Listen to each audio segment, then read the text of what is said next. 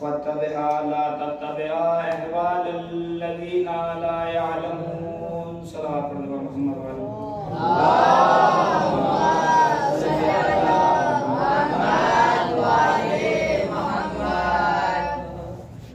अज़ीज़ान मोहतरम, बुजुर्गान मिल्लत, दोस्तान अज़ीज़, दिलों में मोहब्बत अहले बैत रखने वालों, परचम हज़रत अब्बास उठाने वालों, ज़हरा को ज़हरा के लाल का पुरसा देने वालों, खालिके कायनात ने इस दुनिया को एक कानून से जोड़ने के लिए, एक शरीयत से वाबस्ता करने के लिए कुरान करीम को इलाही निज़ाम बनाकर पैदा किया। बेशक इलाही निज़ाम बनाकर पैदा किया। कुरान दुनियाए इंसानियत की एक वो किताब है, वो गारंटी है कि जिसकी गारंटी कुरान ले लेगा उसको कोई मिटा नहीं सकता। देखिए उसको कोई मिटा नहीं सकता। क्यों? इसलिए कि कुरान जब भी गारंटी लेता है वो ये कह के गारंटी लेता है कि जिसकी गारंटी मैं ले लूंगा उसका कोई कुछ बिगाड़ नहीं सकता। बेशक उसका कोई कुछ बिगाड़ नहीं सकता। क्यों? इसलिए कि ये वो अल्लाह का कलाम है कि जिसमें न बातिल आगे से आ सकता है, न बातिल पीछे से आ सकता है। न बातिल आगे से आ सकता है, न बातिल पीछे से आ सकता है। क्यों? इसलिए कि ये अल्लाह का नाजिल करदा कुरान है। अब तवज्जो चाहता हूँ आपकी, देख के समाज फरमाएं कि ये इसलिए कि ये अल्लाह का नाजिल करदा कुरान है। कुरान मजीद का हमारे हाथों में होना, हमारे घरों में होना, हमारी ताकों में होना इस बात का पुख्ता सबूत है। अरे जो अल्लाह के कलाम को ना मिटा सकता हो वो अल्लाह के निजाम को क्या मिटाएगा? जो अल्लाह के कलाम को ना मिटा सकता हो वो अल्लाह के निजाम को क्या मिटाएगा? मैंने कुरान से पूछा कि तुमने सबसे पहले गारंटी किसकी ली? तो कुरान मजीद ने कहा कि मैंने सबसे पहले गारंटी रसूल की ली। अगर मैं कुरान होकर दुनिया में ना आता तो रसूल भी दुनिया में ना आते। तवज्जो चाहता हूं, देखिए कि परवरदिगार आलम ने दो तबके बनाए, एक वो कि जो ऊंचे थे, एक वो कि जो नीचे थे। ऊंचे वालों ने कहा कि नीचे आ जाओ। कहा माबूद क्यों? कि तुम्हारे नीचे आने से दुनिया की नीचे की चीज ऊपर जाना सीख जाएगी। कहा बिल्कुल सीख जाएगी। कि कहा बिल्कुल सीख जाएगी। और अब तवज्जो चाहता हूं यहां से, उनका एक आया, दो आए, तीन आए, चार आए, पांच आए, उन्होंने आना शुरू किया। पहले ने कदम मक्के में रखा तो मक्का मुअज़्ज़मा बना दिया। समझो कि मक्के में कदम रखा तो मक्का मुअज़्ज़मा बना दिया। अब लोगों ने ये कहा कि बस मोहम्मद आए, मक्के में कदम रखा तो मक्का मुअज़्ज़मा हो गया। तो रसूल ने कहा अच्छा अगर ऐसी बात है तो मैं मदीने जा रहा हूँ। मदीने में कदम रखा तो मुनव्वरा बना दिया। मदीने में कदम रखा तो मदीना मुनव्वरा बना दिया। अब लोगों ने कहा कि बस ये बात मोहम्मद पर खत्म हो गई। मोहम्मद आए तो मक्का मुनव्वरा बना, मोहम्मद आए मक्का मुनव्वरा, मदीना मुनव्वरा बना। मोहम्मद आए मक्का क्या हुआ? मुअज़्ज़म हो गया। मोहम्मद ने कहा कि अच्छा अगर ऐसी बात है तो मैं अपना पूरा परिवार छोड़ के जाऊंगा। अली नजफ गए तो अशरफ बना, हुसैन करबला गए तो मोहल्ला बना। हुसैन अली नजफ गए, अली नजफ गए तो अशरफ बना, हुसैन करबला गए तो मोहल्ला बना। कुरान से पूछा कि तुझे गारंटी किसकी दी? कहा किसकी? रसूल की।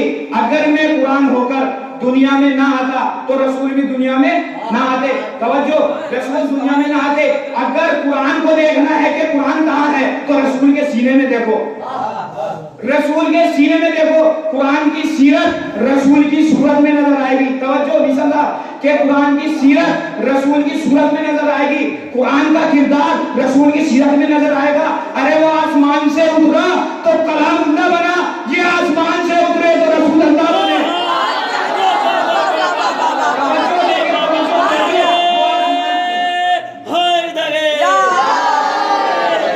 किसकी गारंटी ली? कि रसूल की। वो आसमान से उतरे, वो आसमान से उतरा तो कलाम न बना, ये आसमान से उतरे तो रसूल अल्लाह बने। अरे जब कुरान मजीद कागज पे आकर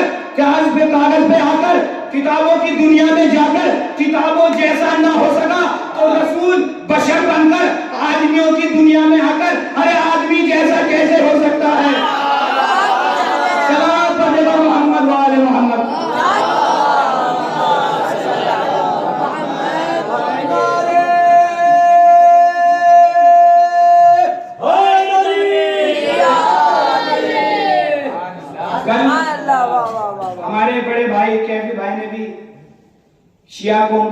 बताया था, बयान किया था। तो मैं जो कहने जा रहा हूं, देखिए समाज फरमाए कि खुशनसीब हो तुम कि जो इस कौम का हिस्सा हो कि जो नीचे बैठकर सबसे ऊंची है। खुशनसीब हो तुम कि जो इस कौम का हिस्सा हो कि जो नीचे बैठकर सबसे ऊंची है। अरे चुना हो इस कौम को, उस बीबी ने सलाम कहा है कि जिसको रसूल सलाम करते हो, जिसकी ताज़ीम में रसूल खड़े हो जाते हो, जिसके कहने से आसमान से लिबास आ जाए, जिसके कहने से आसमान से लिबास आ जाए। अब तवज्जो चाहता हूं कि ये दुनिया की पहली कौम है कि जो कौम तो छोटी है मगर प्रोग्राम सबसे बड़े हैं।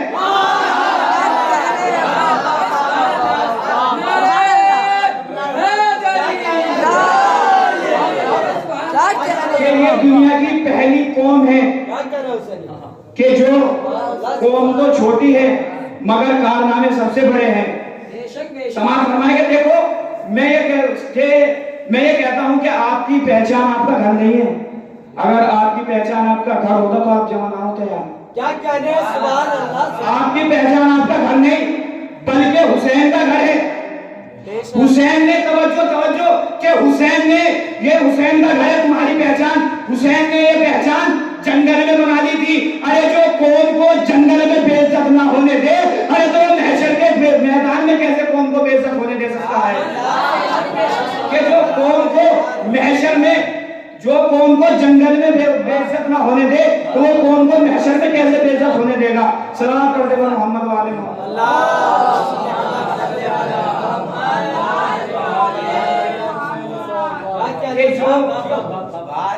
कौम को जंगल में बेइज्जत ना होने दे तो वो महशर में कौम को क्या बेइज्जत होने देगा? एक सलाम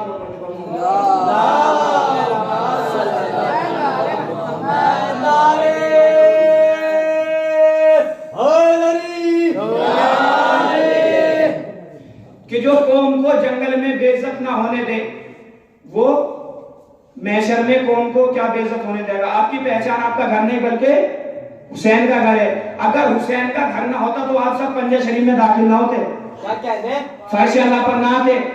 देखिए आजकल का माहौल दुनिया का यह है कि अगर मेरा एक बेटा तो उसके 4 बेटे, अगर मेरा एक घर तो मेरे 4 घर। देखिए तवज्जो चाहता हूं, मेरा एक घर उसके 4 घर, मेरा 10 बीघा का प्लॉट, मान लो 50 गज का प्लॉट, उसका मेरा 100 का, उसका 100 का तो उसका 200 का। ये है या नहीं है सबका? तवज्जो चाहता हूं कि हर इंसान का यह है कि किसी को अमीर है तो गरीब को पास नहीं लगने देगा, अमीर को पास नहीं लगने देगा। तो अब पंजाब शरीफ में मेरे सीनियर भी हैं, मुझसे बड़े भी हैं, मेरे जूनियर भी हैं। तो अब पता चला यहाँ पर जो फर्श अल्लाह पर बैठे हो तो अब पता चला कि रिश्तेदारी और चीज है, आजादारी और चीज है। रिश्तेदारी और चीज है, आजादारी और चीज है। लिहाजा यहाँ पर बाप भी है, बेटा भी है, छोटा भी है, बड़ा भी है, अमीर भी है, गरीब भी है, बड़े घर वाला भी है, छोटे घर वाला भी है, सब के सब यहाँ पर मौजूद है। लिहाजा एक ऐसी जगह बना दी जाए जहाँ बाप भी आ जाए, जहाँ बेटा भी आ जाए, उस जगह को फर्शे अज़ा कहते हैं। जहाँ बाप भी आ जाए, जहाँ बाप भी आ जाए, जहाँ बेटा भी आ जाए, उस जगह को फर्शे अज़ा कहते हैं। अब तवज्जो चाहता हूं, उस जगह को फर्शे अज़ा कहते हैं। हुसैन जानते थे कि दुनिया वाले मालदारी पे नाज करेंगे और मेरी कौम आजादारी पे नाज करेगी। इस जुमले पर तवज्जो चाहता हूं, हुसैन जानते थे कि दुनिया वाले मालदारी पे नाज करेंगे, मेरी कौम वाले आजादारी पे नाज करेंगे। क्यों? इसलिए तवज्जो इसलिए कि मालदारी बटोरना जानती है, आजादारी बांटना जानती है।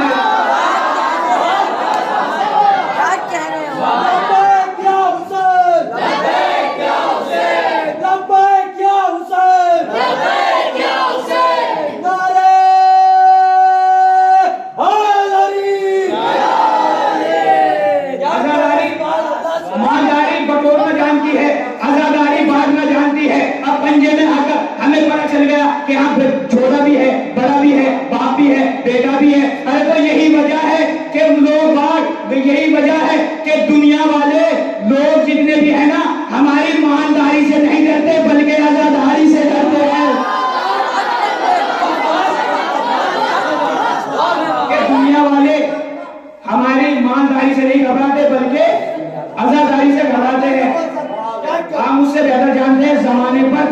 जमाने गुजरते हैं, माजी, हाल, मुस्तकबिल।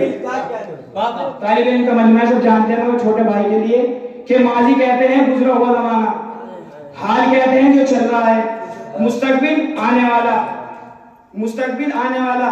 माजी को संभालते हैं इमाम, तवज्जो, माजी को संभालते हैं इमाम, हाल को संभालते हैं उलमा, मुस्तकबिल को बना दिया कौन? तवज्जो, जिसके माजी में इमाम खराब थे, जिसके माजी में इमाम खराब थे, हाल में उलमा खराब है, उनके इमामों से माजी में शरीयत बनाई न गई, उलमा से शरीयत बचाई न गई, उलमा से शरीयत बचाई न गई। तो जिसके इमाम थे उनको कैद खाने में डाला गया, मगर कैद खाने को ज़ियारत की जगह बनाकर दामन पर धब्बा ना आने दिया। कैद में तो डाले गए मगर दामन पर धब्बा ना आने दिया, मगर कैद में डाले गए दामन पर धब्बा ना आने दिया। कैद खानों में डाले गए मगर मुजरिम नहीं बने। जिस जगह कैद खानों में डाले गए उस जगह को ज़ियारत की जगह बनाकर पूरी दुनिया ज़ियारत कर रही है और ये बता रही है अरे बदकिरदार वो नहीं थे कि जो कैद खानों में थे, अरे बदकिरदार वो थे कि जो दरबार में थे। ये बदकिरदार वो थे कि जो दरबार में थे।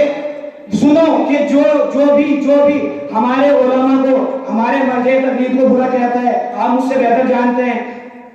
चंद साल पहले, 3 तलाक की ज्यादा बड़ी बात नहीं, छोटी सी है कि चंद साल पहले तलाक को लेकर क्या मसले हुए थे ना, तो उस पर योगी जी ने क्या कहा था कि जो भी 3 तलाक को कहेगा तो 3 तलाक नहीं मानी जाएगी, कानून बनाया था। तो अब पता चला कि इसलिए अब पता चला हमारे इमाम अच्छे थे तो निकाह पर सवाल नहीं आया, हमारे उलमा अच्छे हैं तो तलाक पर सवाल नहीं आया। अरे जिस कौम में उलमा नहीं होते उस कौम के फैसले योगी करते हैं।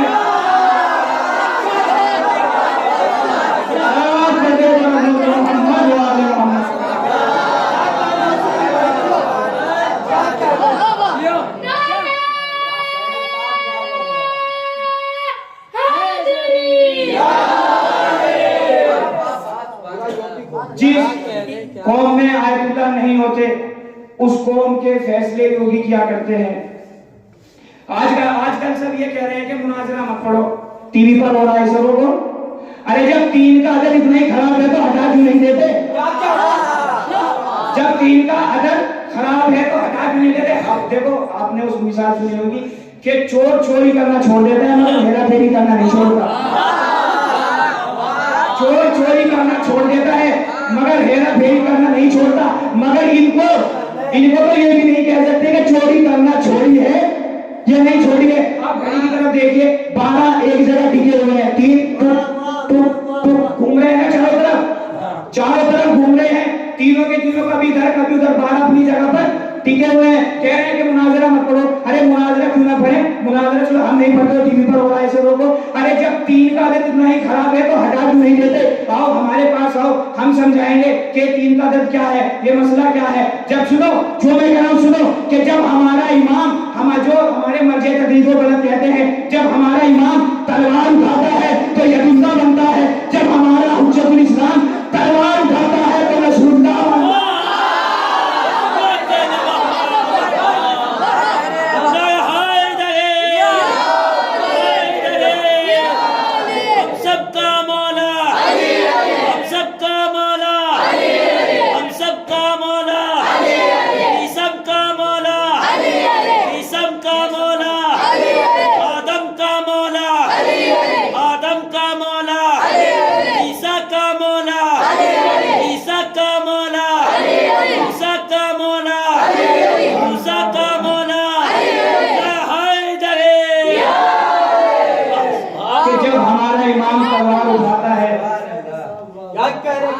तो यदुल्लाह बनता है। और जब हमारा इमाम, जब हमारा हुज्जतुल इस्लाम, जब हमारा मौलाना, जब हमारे आयतुल्लाह तलवार उठाते हैं तो नसरुल्लाह बनते हैं।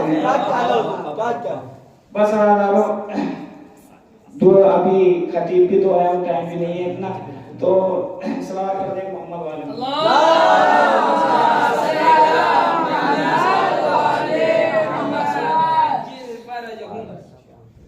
अज़ादारो जितने जितने अहले बैत के फजाइल हैं उनसे ज्यादा अहले बैत के मसाइल भी हैं। फातिमा अज़ा वो फातिमा की अज़ा, मजलिस ये फातिमा की मजलिस, गिरिया ये फातिमा पे गिरिया।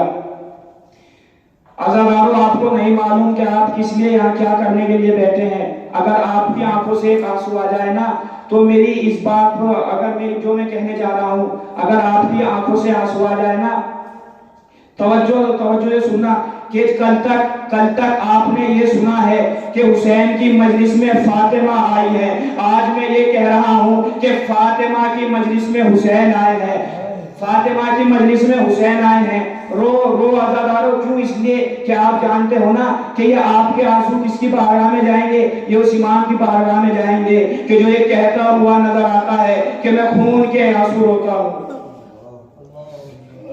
कि जो ये कहता हुआ नजर आता है, कि जो ये कहता है कि मैं खून के आंसू रोता हूं। एक मर्तबा एक शख्स जब छठे इमाम हज़रत जाबिर सादिक अलैहिस्सलाम के पास गया, उसने पूछा कि ए मौला, ए इमाम, आप अहले बैत पर सबसे सख्त दिन कौन सा आया? तो इमाम ने इरशाद फरमाया कि अहले बैत पर सबसे सख्त दिन आशूरा का दिन था। उसने कहा क्या इमाम, क्या इससे भी सख्त दिन आया? तो इमाम ने कहा हाँ, एक दिन और सख्त था कि जब जलता हुआ दरवाजा हमारी माँ के ऊपर गिरा,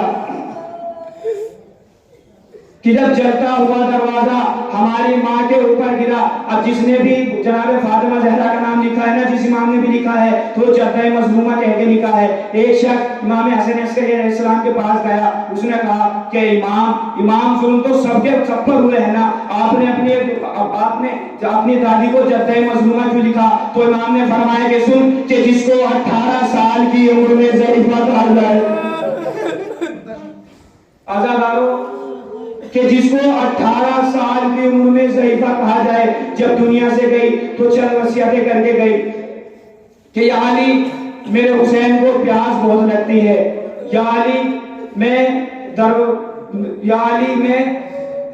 दरबार खुदा में जाकर शिकायत करूंगी, या अली मेरे हुसैन को प्यास बहुत लगती है, या अली फला मेरी मैयत में ना आ जाए, या अली फला को मेरी मैयत में ना आने देना, या अली फला को मेरी मैयत में ना आने देना। जनाबे ज़ैनब का हाथ पकड़कर जनाबे फातिमा ज़हरा ने सुबह से शाम तक काम किया।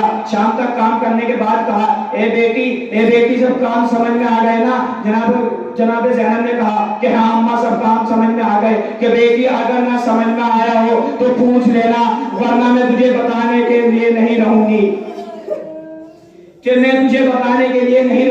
जनाबे ज़ैनब ने कहा कि अम्मा सब समझ में आ गया कि गुलामों को कैसे संभाला जाता है, गुलामों को कैसे संभाला जाता है, कनीजों को कैसे दर्ज दिया जाता है, इस्लाम का